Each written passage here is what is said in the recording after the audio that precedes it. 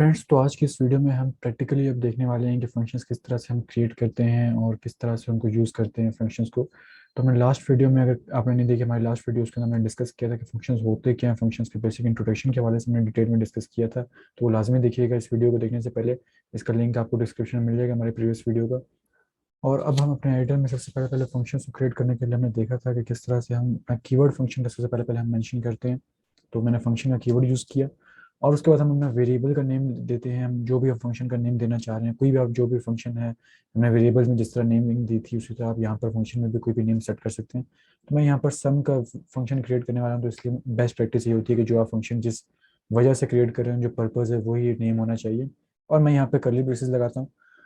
और मैंने यहाँ पर अब राउंड ब्रैकेट्स के अंदर जो है मैंने कुछ भी नहीं दिया हुआ, कोई पैरामीटर पास नहीं किया हुआ। और ये ऑप्शनल होता है, आपकी मर्ज़ी, आप पैरामीटर पास करें ना करें। अगर आप डेटा लाना चाह रहे हैं अपने फंक्शन के अंदर तो आपको पैरामीटर पास करना होगा, और अगर आप नहीं चाह रहे डेटा लाना तो आपको पैरामीटर पास करने की ज़रूरत नहीं है। अब इसके अंदर मैं सिंपल क्या करता हूँ, मैंने कंसोल लॉक करता हूँ और कंसोल लॉक करने के बाद मैं यहाँ पर हेलो वर्ल्ड प्रिंट कर देता हूँ। अब फंक्शन तो मैंने यहाँ पर क्रिएट कर दिया। अब इस फंक्शन को अगर मैं सेव करने के बाद ब्राउजर में जाऊँ तो मुझे यहाँ पर कोई भी रिजल्ट नहीं मिलेगा, कोई कंसोल नहीं नजर आएगा मुझे अपने ब्राउजर के अंदर। जैसे ही मैं ब्राउजर में जाकर रिफ्रेश करूंगा तो मुझे यहाँ पर कोई कंसोल लॉग नजर नहीं आ रहा, कोई हेलो वर्ल्ड नजर नहीं आ रहा। उसकी वजह क्या है? क्योंकि हमने फंक्शन डिक्लेयर कर दिया लेकिन फंक्शन को इन्वोक नहीं किया। इन्वोक करने के लिए मुझे क्या करना होगा, मुझे फंक्शन कॉल करना होगा। और जैसे ही मैं फंक्शन कॉल करूंगा, किस तरह से, मैंने अपना फंक्शन का नेम लिखा और उसके बाद मैंने राउंड ब्रैकेट्स पास किया और वो मैंने फंक्शन कॉल कर लिया। और जैसे ही अब अगर मैं इसको सेव करूंगा और ब्राउजर में रिफ्रेश करूंगा तो मेरे पास यहाँ पर हेलो वर्ल्ड शो होना स्टार्ट हो चुका है। यानी कि हमारा जो हेलो वर्ल्ड है वो हमें फंक्शन जो है हमारा एग्जीक्यूट होना स्टार्ट हो चुका है। ये तो था एक बेसिक लेवल पर फंक्शन को क्रिएट करना। अब हम देखते हैं हम पैरामीटर्स फंक्शन में किस तरह से पास कर सकते हैं। तो मैं यहाँ पर लिखता हूँ कि नेम।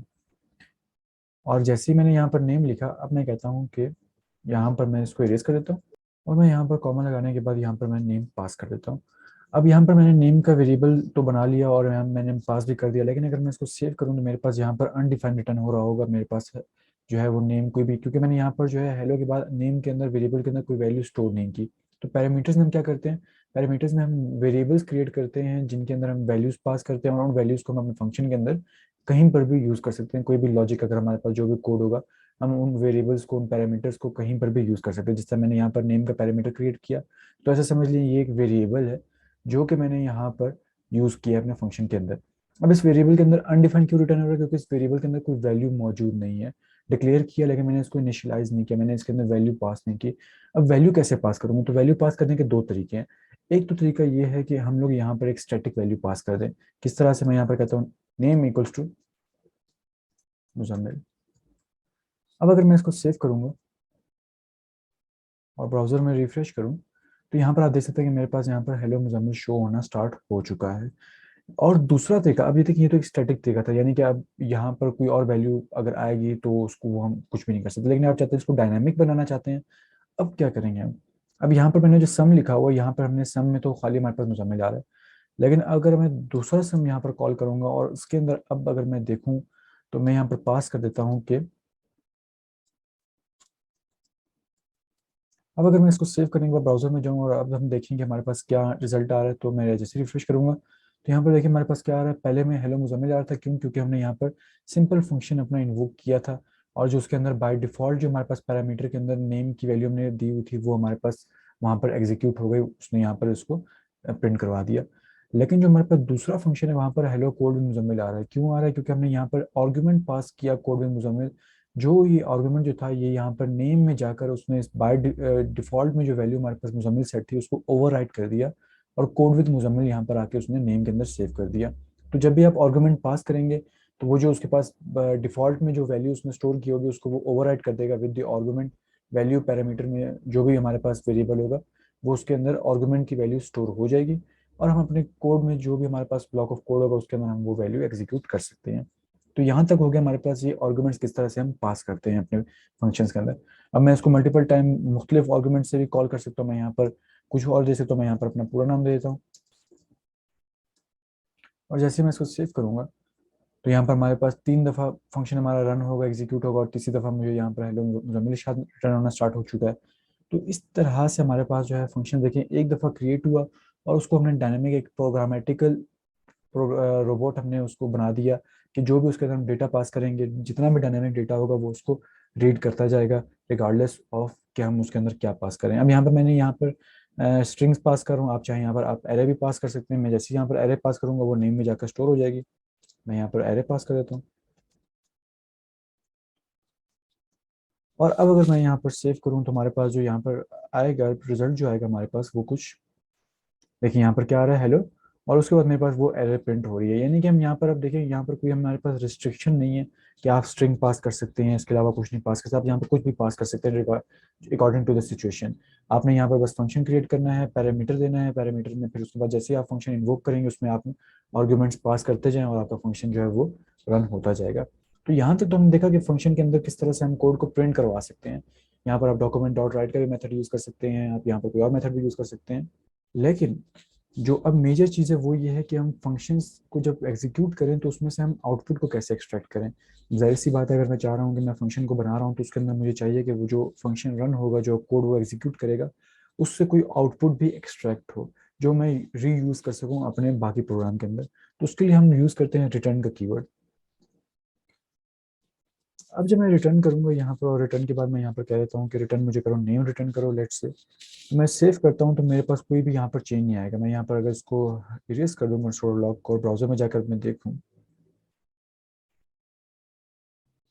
तो यहाँ पर हमें कुछ भी रिटर्न होना, हमारे पास कुछ भी प्रिंट नहीं हो रहा है। क्यों? क्योंकि हमने कंसोल लॉग को तो कमेंट आउट कर दिया, लेकिन रिटर्न हमने किया हुआ। अब रिटर्न जो है वो आपको प्रिंट करके नहीं देता, बल्कि वो आपका जो आउटपुट होता है उसको वो रिटर्न कर देता है। वो आप कहीं पर भी यूज़ कर सकते हैं, आप उसको स्टोर कर सकते हैं किसी वेरिएबल वगैरह में। तो ये उसका बेसिक करेक्टरिस्टिक है। अब मैं क्या करता हूँ, मैं यहाँ पर एक वेरिएबल क्रिएट करता हूँ वॉर, और मैं यहाँ पर कहता हूँ फर्स्ट नेम। और यहाँ पर अब अगर मैं इसको सेव करूँ और मैं यहाँ ब्राउजर में जाकर कंसोल और लॉग करूँ और उसके अंदर मैं अपना ये फर्स्ट नेम प्रिंट करवाता हूँ। अब जैसे ही मैं इसको सेव रिफ्रेश करूंगा और देखिए यहाँ पर हमारे पास मुजम्मिल जो है वो प्रिंट होना स्टार्ट हो चुका है। उसकी वजह क्या थी? उसकी वजह ये थी कि यहाँ पर सन ने रिटर्न किया, इस फंक्शन ने रिटर्न किया नेम, जो कि है मुजम्मिल। और वो जो नेम था वो स्टोर हो गया जाकर फर्स्ट नेम के अंदर। अब फर्स्ट नेम को मैं कहीं पर भी यूज़ कर सकता हूँ, किसी भी जगह पर यूज़ कर सकता हूँ। उसके अंदर जो मैं आउटपुट जो है, उसके अंदर जो वैल्यू है मेरे, वो उस फंक्शन से जो आउटपुट आ रहा है वो मैंने स्टोर की हुई है। तो इस तरह से हम रिटर्न का कीवर्ड जो है वो यूज़ कर सकते हैं अपने फंक्शंस के अंदर, अपने फंक्शंस को रीयूजेबल बनाने के लिए, उसका जो आउटपुट है उसको रीयूजेबल बनाने के लिए हम कर सकते हैं। अब इस तरह मैंने यहाँ पर कोड में मुजम्मिल पास किया हुआ है। मैं यहाँ पर कह देता हूँ कि चैनल, और यहाँ पर मैंने कोड में मुजम्मिल पास किया हुआ है। और मैं अगर जाकर इस चैनल को प्रिंट करवाऊँ, अब अगर हम जाकर ब्राउजर में देखेंगे तो हमारे पास जो है यहाँ पर दो कंसोल नजर आना स्टार्ट हो जाएंगे, एक मुजम्मिल, एक कोड विद मुजम्मिल, और एक लाइन नंबर 12 पे, एक लाइन नंबर 14 पे। तो जिस तरह हमने यहाँ पर वेरिएबल लाइन नंबर 12 पे प्रिंट करवाया था उसी तरह, और दूसरा हमने लाइन नंबर 14 पे प्रिंट करवाया था, तो वो हमारे पास शो हो रहे हैं। जो थर्ड वन है वो शो नहीं हो रहा। क्यों नहीं हो रहा? क्योंकि हमने उसका कंसोल लॉग नहीं किया हुआ यहाँ पर। उसके लिए हम क्या करते हैं, मैं यहाँ पर एक कंसोल और लॉग के अंदर ये फंक्शन को मेंशन कर देता हूँ। अब अगर मैं यहाँ पर सेव करने के बाद ब्राउजर में जाऊँ तो यहाँ पर हमें देखें ये एरर रिटर्न होना स्टार्ट हो चुकी है। क्यों एरर रिटर्न हो रही है? क्योंकि हमने वहाँ पर नेम में हमने आर्गुमेंट एरे पास की थी, आर्गुमेंट में वो जाकर नेम के पैरामीटर में स्टोर हुई, और नेम का जो है पैरामीटर वो हमने यहाँ पर उसको हमने रिटर्न करवाया। और रिटर्न जब हमने करवाया तो जब हमने कंसोल और लॉग किया, अब हमने डायरेक्ट फंक्शन को कंसोल और लॉग किया, तो हमारे पास जैसे वो फंक्शन एग्जीक्यूट हुआ तो जो उसका आउटपुट था उसने उसको हमें कंसोल में प्रिंट करके दे दिया। तो मल्टीपल मेथड्स हैं। अगर आप चाह रहे हैं कि आप अपने रिटर्न के जो आप रिटर्न हो रहा है आउटपुट आप उसको प्रिंट करवाना चाह रहे हैं, तो आप इस तरह फंक्शन को कंसोल लॉग के अंदर भी इन्वोक कर सकते हैं। और अगर आप चाह रहे हैं कि उस आउटपुट को रीयूजेबल बनाएं, तो आप उसका आउटपुट किसी वेरिएबल, उस फंक्शन को इन्वोक करने के बाद किसी वेरिएबल में स्टोर करें और उसका आउटपुट आप रीयूजेबल भी बना सकते हैं। अब किस तरह से हम बनाए रीयूजेबल? हम इसको मजीद डायनामिक करते हैं। मैं क्या करता हूँ, मैं यहाँ पर कहता हूँ, मैं इसको कर देता हूँ फर्स्ट नेम, और मैं इसको कर देता हूँ लास्ट नेम। अब मैंने यहाँ पर जो है फर्स्ट नेम मुजम्मिल और लास्ट नेम मैंने इरशाद पास किया है। और मैं क्या करता हूँ, मैं इसको डायनामिक बनाने के लिए लास्ट नेम को मैं ऐसे ही रहने देता हूँ। फिलहाल मैं इसको बाय डिफॉल्ट सेट नहीं करता। और मैं यहाँ पर कह देता हूँ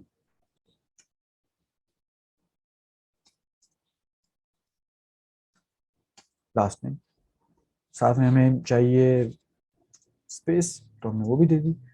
अब अगर मैं इसको सेव करूं और ब्राउज़र में जाकर देखूं, तो मेरे पास जो होगा फंक्शन थोड़ा सा मुख्तलिफ आएगा।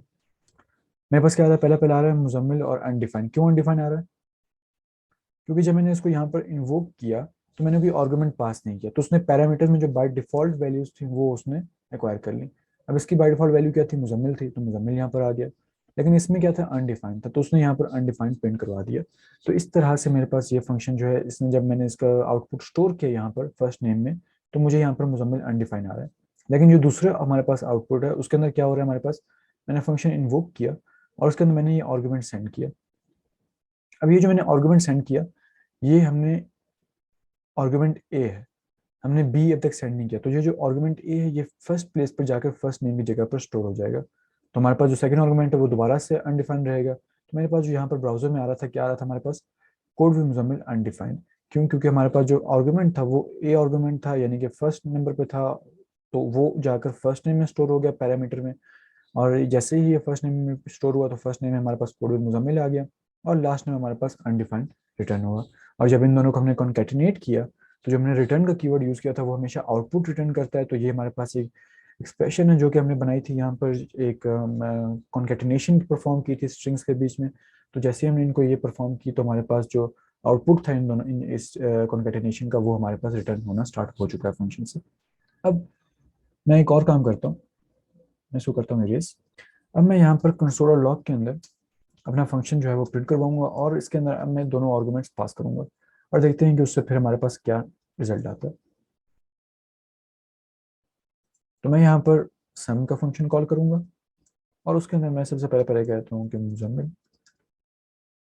और यहाँ पर जो है मेरे पास मैं कहता हूँ कि इरशाद। अब यहाँ पर क्या होगा, अब लेट्स से मैं यहाँ पर इस चीज़ को मोहम्मद इरशाद कर देता हूँ। तो अब ये क्या होगा, अब ये जो मोहम्मद है ये हमारे पास जाकर स्टोर हो जाएगा फर्स्ट नेम की जगह पर, जो पहले मुजम्मिल था। और यहाँ पर लास्ट नेम में क्या होगा, हमारे पास इरशाद आकर स्टोर हो जाएगा। और जब इनकी कॉन्केटिनेशन होगी तो जो आउटपुट आएगा वो हमारे पास आएगा मोहम्मद इरशाद।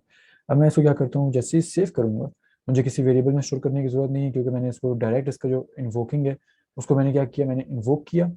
इन्वोक करने के बाद मैंने उसको कहा कि जो इसका आउटपुट है उसको प्रिंट करवाओ कंसोल लॉग के अंदर। तो जैसे ही मैं इसको रिफ्रेश करूंगा, तो यहाँ पर देखिए हमारे पास जो है मोहम्मद इरशाद शो होना स्टार्ट हो चुका है। तो इस तरह से आप अपने फंक्शंस वगैरह को यूज़ कर सकते हैं, मल्टीपल टाइम यूज़ कर सकते हैं। एक दफ़ा क्रिएट किया, बार बार यूज़ किया, रेपिटेटिव आपको बचा लेता है काम करने से। अब देखें जिस तरह यहाँ पर रेपिटेशन वगैरह हमारे पास हो रही थी चीज़ों की, वो हमने वहाँ पर हमारे पास से बच गई। अब एक इंटरेस्टिंग चीज़ हम फंक्शंस के बारे में देखने वाले हैं, वो क्या है, मैं सबको कॉपी करता हूँ और मैं सबको फंक्शंस के ऊपर लिख देता हूँ। अब अब हो क्या रहा है यहाँ पर, अब मैंने ये जैसे ही ये यहाँ पर फंक्शन के ऊपर जाकर फंक्शन की इन्वोकिंग करना स्टार्ट कर दी, यानी कि ये देखें अब फंक्शन यहाँ पर नीचे डिक्लेयर है, लेकिन इन्वोक जो है वो सारा जितना भी इन्वोकिंग है वो सब ऊपर हो रही है। तो माइंड में तो ये चीज़ आती है कि ये नहीं होगा, एरर देगा। क्यों? क्योंकि हमने वेरिएबल्स में देखा था कि अगर हम उसको डिक्लेयर करने से पहले अगर हम लिखें तो वो हमें एरर देते हैं, या इस तरह की कुछ चीज़ हो, या पहले आपको डिक्लेयर करना होता है फिर इनिशियलाइज करवाना होता है, या समथिंग लाइक दिस। सुना होगा, आप सबने ट्यूटोरियल्स के अंदर डिस्कस भी हमने किया होगा। लेकिन अब क्या हो रहा है यहाँ पर फंक्शंस की जो बेसिक मेजर एक बड़ी कैरेक्टरिस्टिक है वो ये है कि आप इसको फॉर एग्जांपल कहीं आपको याद आया कि मैं ये जो कोड है इसको मैं फंक्शन में क्रिएट कर देता हूँ, ओके। तो वो कहीं प्रोग्राम में आपने 100 लाइंस लिख ली और उसके बाद आपने जाकर आपने एक फंक्शन क्रिएट कर लिया। अब आप कहते हैं कि मैंने ये जो फंक्शन क्रिएट किया हुआ है, मैं एक काम करता हूँ, मैं इसको अगर मैंने कहीं ऊपर इसी तरह का कोड एग्जीक्यूट किया हुआ है तो मैं ऊपर इस फंक्शन में जाकर इन्वोक करता हूँ। तो आपको उस पूरा फंक्शन को जाकर टॉप पर कॉपी करने की जरूरत नहीं है। आपने जहाँ पर बना लिया वहाँ पर ठीक है, आपने जाकर बस ऊपर जाकर उसको इन्वोक करना है, कहीं पर भी जो आपने बाकी 200 लाइन्स लिखी थी उस फंक्शन से ऊपर, आप वो आपका वर्क करेगा, कोई आपको एरर नहीं देगा। उसकी वजह क्या है, जैसे ही आप फंक्शन क्रिएट करते हैं तो वो फंक्शन जो है वो जावास्क्रिप्ट उसको automatically on top of the program जो है वो कोड जो है वो उसको रख लेता है अपने या बिहाइंड द सीन्स। अब जैसे ही आप कहीं पर भी फंक्शन कॉल करें तो क्योंकि वो जावास्क्रिप्ट ने उसको बिहाइंड द सीन्स पहले से ही ऑन टॉप रखा हुआ है, तो वो ऑटोमेटिकली आपका एग्जीक्यूशन परफॉर्म कर रहा होता है। अब अगर मैं इसको सेव करूँ और ब्राउजर में जाकर इसको देखूँ, तो यहाँ पर देखिएगा आपके पास बिल्कुल सब कुछ वैसे ही रन होना स्टार्ट हो जाएगा। लेकिन वही हमारे पास आ रहा है, लेकिन हमारे पास जो लाइंस थी वो अब चेंज हो गई हैं, 3 5 6 हो गई हैं, पहले 12 14 16 थी। ये देखिए 3 5 6 3, ये 3 लाइन लाइन नंबर पर हमारे पास मुजम्मिल अनडिफाइंड प्रिंट हुआ। 5 लाइन नंबर पर हमारे पास जो है वो code with Muzammil undefined print हुआ था, और 6 लाइन नंबर पर हमारे पास जो है यहाँ पर मुजम्मिल मोहम्मद इरशाद जो है वो प्रिंट हुआ। उसने डिफ़ॉल्ट जो था मुजम्मिल उसको ओवरराइड कर दिया मोहम्मद से, और हमारे पास जो है मोहम्मद इरशाद प्रिंट हुआ। अब यहाँ पर अगर हम चाहते हैं कुछ और देना, हम यहाँ पर कर सकते हैं। मैं कहता हूँ कि वैल्यू, या हम कह सकते हैं कि, या हम यहाँ पर आंसर का एक वेरिएबल क्रिएट करते हैं, और हम यहाँ पर सम के अंदर दो नंबर्स भेजते हैं। मैं कहता हूँ 12 10। अब इनको हम लोग थोड़ा सा चेंज कर लेते हैं वेरिएबल्स को। नंबर 1 हम कह देते हैं इसको, और नंबर 2 कह देते हैं। और यहाँ पर भी हम थोड़ा सा चेंज तो हमें भी चाहिए यहाँ पर, तो मैं यहाँ पर num1 कह देता हूँ, num2 कह देता हूँ। अब हमारे पास क्या आएगा, क्योंकि रिटर्न का कीवर्ड जो है वो हमें आउटपुट रिटर्न करता है, तो इन दोनों का आउटपुट जो होगा वो हमें रिटर्न होगा। और आउटपुट क्या होगा, हम एक काम करते हैं, हम यहाँ पर इन सबको, उन सबको भी रहने देते हैं, ताकि हमें पता चले कि बेसिकली हो क्या रहा है। और मैं यहाँ पर कहता हूँ कि मुझे अलर्ट में चाहिए ये आउटपुट, तो अलर्ट में हम कहते हैं कि आंसर। अब अगर हम ब्राउजर में जाकर इसको देखें, रिफ्रेश करें, तो हमारे पास यहाँ पर 22 जो है वो शो होना स्टार्ट हो चुका है। और यहाँ पर देखिए हमारे पास साथ साथ ये भी चीज़ें शो हो रही हैं, कोड विद मुजम्मिल आइडेंटिफाइड। क्यों? क्योंकि वो ऑब्वियसली हम फंक्शन हमने इन्वोक किया, उसके अंदर हमने दो आर्गुमेंट्स भेजे, वो दो आर्गुमेंट स्ट्रिंग्स थे। डेटा टाइप जावास्क्रिप्ट में फंक्शंस के पैरामीटर्स आइडेंटिफाई नहीं करते, कोई रिस्ट्रिक्शन नहीं होती। तो जब कोई रिस्ट्रिक्शन नहीं होती तो वो उसको सबको रीड कर रहे होते हैं। तो इसलिए उसने 22 भी रीड किया, उसने उन्होंने को सम अप कर दिया, उसने स्ट्रिंग भी रीड किए, उसने स्ट्रिंग को कॉन्कैटिनेट भी कर दिया। और जहाँ पर स्ट्रिंग की वैल्यू नहीं थी वहाँ पर उसने undefined not a number return कर दिया, या अनडिफाइंड रिटर्न कर दिया। तो इस तरह से हमारे पास जो है फंक्शन देखिए मल्टीपल ऑपरेशंस परफॉर्म करते हैं with single function. You just have to invoke the function, और everything will be working accordingly. जो भी आपका कोड होगा वो डायनेमिक हो जाएगा, प्रोग्रामेटिकल हो जाएगा। आप यहाँ पर यूजर से डेटा लें, उसको फंक्शन में ऐड करें, कुछ भी आप कर सकते हैं। तो ये था एक बेसिक लेवल पर फंक्शंस का एक, किस किस तरह से फंक्शंस बनते हैं, किस तरह से यूज होते हैं। नेक्स्ट वीडियो के अंदर हम अपने फंक्शंस के बारे में कुछ एक्स्ट्रा देखेंगे, फंक्शंस के अंदर एक्सप्रेशंस क्या होती हैं, फंक्शंस के अंदर मजीद, फंक्शन के अंदर एक और फंक्शन कैसे हम यूज़ कर सकते हैं। तो वो भी चीज़ें हम देखेंगे अपने नेक्स्ट ट्यूटोरियल के अंदर। बहुत ही इंपॉर्टेंट टॉपिक है फंक्शन, इसलिए मैंने इसको चंक्स में डिवाइड किया ताकि आप सबको अच्छे तरीके से समझ आ सके। तो मिलते हैं हमें नेक्स्ट ट्यूटोरियल के अंदर विद सम कॉम्प्लेक्स फंक्शंस।